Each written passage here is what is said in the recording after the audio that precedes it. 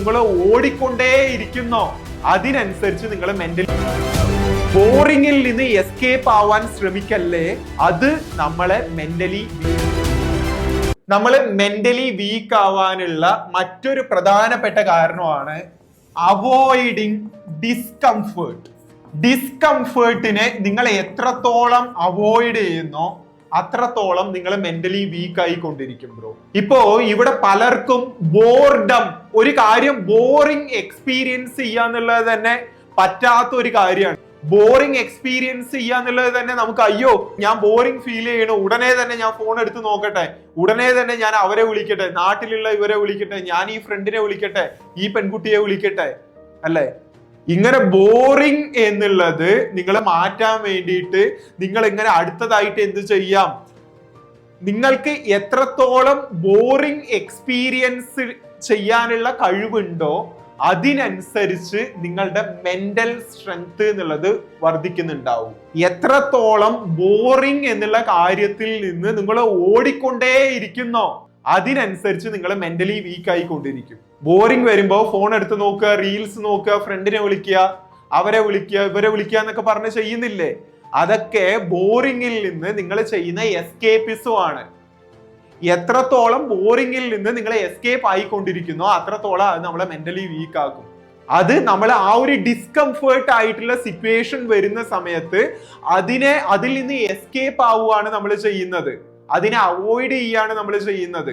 Avoiding discomfort എന്നുള്ളത് boredom avoid ചെയ്യുക, എന്തെങ്കിലും ഒരു സിറ്റുവേഷനിൽ പെയിൻ അവോയ്ഡ് ചെയ്യുക, നിങ്ങൾ അത് ഒറ്റയ്ക്ക് ചെയ്യേണ്ടതായിട്ടുള്ള സിറ്റുവേഷൻ, ഒറ്റയ്ക്ക് ഇരിക്കേണ്ടതായിട്ടുള്ള സിറ്റുവേഷൻ വരുന്നുണ്ട് എന്നുണ്ടെങ്കിൽ അതിനെ ലോൺലിനെസ്സിനെ അവോയ്ഡ് ചെയ്യുക. ഇതൊക്കെ നമ്മളുടെ ഡിസ്കംഫേർട്ടിനെ അവോയ്ഡ് ചെയ്യുക എന്നുള്ള കാര്യങ്ങളാണ് ഇവിടെയൊക്കെ നമ്മൾ ചെയ്തുകൊണ്ടിരിക്കുന്നത്. നമ്മളുടെ റിയൽ സ്ട്രെങ്ത് ഗ്രോ ചെയ്യുക എന്നുള്ളത് തന്നെ നമ്മളുടെ ഈ ഒരു ഡിസ്കംഫേർട്ട് സ്റ്റേറ്റിലാണ് നമ്മളുടെ റിയൽ സ്ട്രെങ്ത് തന്നെ നമുക്ക് ഉണ്ടാവുന്നത്. എത്രത്തോളം ഈ ഏരിയാസിനെ നിങ്ങൾ എത്രത്തോളം അവോയ്ഡ് ചെയ്യുന്നോ, ബോറിംഗ് ആയിട്ടുള്ള കാര്യങ്ങൾ മാറ്റാൻ വേണ്ടി അടുത്തടുത്ത കാര്യം എന്ത് ചെയ്യുക, ബോറിംഗ് മാറ്റാൻ പോയിട്ട് നമുക്ക് ഫുഡ് കഴിക്കാൻ പോവുക, പോയി സ്വീറ്റ്സ് കഴിക്കാൻ പോവുക, ചായ കുടിക്കാൻ പോവുക എന്നൊക്കെ പറഞ്ഞിട്ട് നിങ്ങൾ ചിന്തിക്കുന്നുണ്ടല്ലോ. എത്രത്തോളം ബോറിംഗ് എംബ്രേസ് ചെയ്യാനുള്ള കഴിവ് നിങ്ങൾക്കുണ്ടോ അതിനനുസരിച്ച് നിങ്ങളുടെ മെന്റൽ സ്ട്രെങ്ത് എന്നുള്ളത് കൂടും. അപ്പോ ഇത് കഴിഞ്ഞിട്ട് നാളെ നിങ്ങൾക്ക് ബോറിംഗ് ഉണ്ടാവുന്ന ഒരു സിറ്റുവേഷൻ വരികയാണെങ്കിൽ നിങ്ങൾ അതിൽ നിന്ന് എസ്കേപ്പ് ആവുക എന്നുള്ള ഒരു കാര്യമല്ല ചിന്തിക്കേണ്ടത്. എങ്ങനെ എനിക്കിപ്പോ ഉണ്ടായിട്ടുള്ളത് ഈ ബോർഡത്തിനെ എനിക്ക് ബോർ അടിക്കുന്നുണ്ട്. നമ്മൾ ആദ്യം തന്നെ മനസ്സിലാക്കുക, എന്റെ മൈൻഡിലൂടെ ഒരു എമോഷൻ എന്നുള്ളത് പോകുന്നുണ്ട്. ഞാനിപ്പോ എന്താ ഫീൽ ചെയ്യുന്നത്? ഞാൻ ബോറിംഗ് ആയിട്ട് ഫീൽ ചെയ്യുന്നുണ്ട്. ശരി, ഈ ബോർഡത്തിനെ എങ്ങനെ എനിക്ക് എഫക്റ്റീവ് ആയിട്ടുള്ള രീതിയിൽ ഹാൻഡിൽ ചെയ്യാം? എസ്കേപ്പ് ആവുക, ഫോൺ എടുത്ത് നോക്കുക, റീൽസ്, അടുത്ത പ്രാവശ്യം നിങ്ങൾക്ക് ബോറിംഗ് ഉണ്ടാവുന്ന സമയത്ത് എങ്ങനെ ഇത് എഫക്റ്റീവ് ആയിട്ടുള്ള രീതിയിൽ ഹാൻഡിൽ ചെയ്യുക എന്നുള്ളത് വേണം നമ്മൾ ചിന്തിക്കാൻ. എന്താണ് എനിക്ക് ചെയ്യാനായിട്ട് പറ്റുന്നത്? 1, എനിക്ക് റീഡ് ചെയ്യണോ? 2, നമ്മളുടെ ഈ ക്ലാസ്സുകൾ റിപ്പീറ്റ് ചെയ്ത് കേൾക്കണോ? 3, എക്സസൈസ് ചെയ്യണോ? 4, മെഡിറ്റേഷൻ ചെയ്യണോ? 5, നിങ്ങൾ എന്തെങ്കിലും ഡെവലപ്പ് ചെയ്യാമെന്ന് വെച്ച സ്കില്ല് നിങ്ങൾ ലേൺ ചെയ്യണോ? എന്താണ്? ബോറിംഗിൽ നിന്ന് എസ്കേപ്പ് ആവാൻ ശ്രമിക്കല്ലേ. അത് നമ്മളെ മെന്റലി വീക്ക് ആക്കിക്കൊണ്ടേ ഇരിക്കുന്നുണ്ടാവും. അപ്പോ ഇന്ന് മുതൽ ഒരു പ്രതിജ്ഞ എടുക്കുക. എത്രത്തോളം ഞാൻ ബോറിംഗ് എംബ്രേസ് ചെയ്തുകൊണ്ടിരിക്കുന്നോ അതിനെ എനിക്ക് ബോറിംഗ് എന്നുള്ളത് ഞാൻ ഫീൽ ചെയ്യുന്നുണ്ട്. അപ്പൊ നമ്മൾ മനസ്സിലാക്കുക, ഓക്കെ, ഇത് എന്റെ മെന്റൽ സ്ട്രെങ്ത് കൂട്ടാനുള്ള ഒരു ഓപ്പർച്യൂണിറ്റി ആണ് ഇപ്പൊ എനിക്ക് മുന്നിൽ വന്നിരിക്കുന്നത്.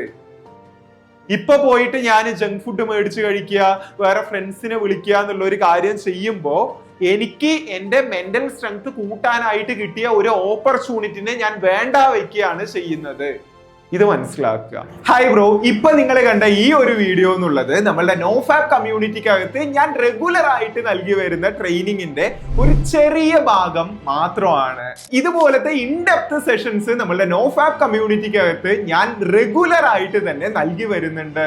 നിങ്ങൾ സ്വന്തമായിട്ട് എന്ത് തന്നെ പരിശ്രമിച്ചിട്ടും ഈ ഒരു ചലഞ്ചിൽ നിങ്ങൾക്ക് സക്സസ്ഫുൾ ആവാനായിട്ട് പറ്റുന്നില്ല, നിങ്ങളുടെ ആ ഒരു കോൺഫിഡൻസ്, ഫോക്കസ് റീബിൽഡ് ചെയ്യാനായിട്ട് പറ്റുന്നില്ല എന്നുണ്ടെങ്കിൽ നിങ്ങൾക്കും ഈ കമ്മ്യൂണിറ്റിയിൽ ജോയിൻ ചെയ്യാം. ഒരു ട്രാൻസ്ഫോർമേഷൻ എന്നുള്ളത് എനിക്ക് സീരിയസ് ആയിട്ട് വേണം എന്ന് നിങ്ങൾ ആഗ്രഹിക്കുന്നുണ്ടെങ്കിൽ നിങ്ങളുടെ ഫോക്കസ്, കൺസിസ്റ്റൻസി, ഡിസിപ്ലിൻ എന്നുള്ള കാര്യങ്ങളെ റീബിൽഡ് ചെയ്യുന്ന കാര്യത്തിൽ നിങ്ങൾ അത്രയും സീരിയസ് ആണെങ്കിൽ മാത്രം ഡിസ്ക്രിപ്ഷനിലും പിൻ കമന്റിലും ആയിട്ട് നമ്മളുടെ കോൺടാക്ട് ഡീറ്റെയിൽസ് നൽകുന്നുണ്ട്. നമുക്ക് മെസ്സേജ് ചെയ്തേക്കുക.